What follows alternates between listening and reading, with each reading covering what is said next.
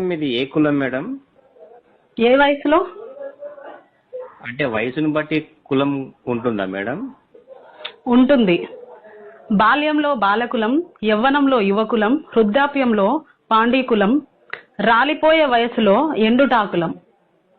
Madam అది కాదండి, మామూలుగా మీది ఏ కులం?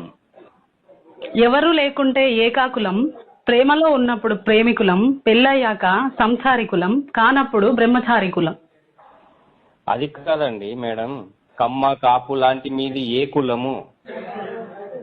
ధనముంటే ధనికులం, లేకుంటే బీదకులం, దేవుణ్ణి నమ్ముతే ఆస్తికులం, నమ్ముకుంటే నాస్తికులం. మీకు అసలు కులం లేదా?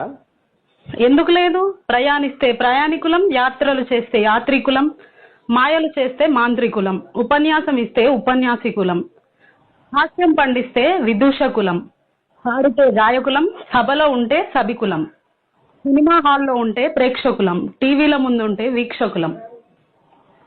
మేడం మీరు ఎక్కడ చదివారు? చదివింది గురుకులం, అభ్యసించేది అభ్యాసకులం, బోధిస్తే బోధకులం, వృత్తిరీత్యా అధ్యాపకులం, పత్రికల పాఠకులం, నేర్పించే శిక్షకులం. అసలు మీరు ఎవరండి ఇలా చంపుతున్నారు? నాగరికత నేర్పిన నాగరికులం, నాయకులం.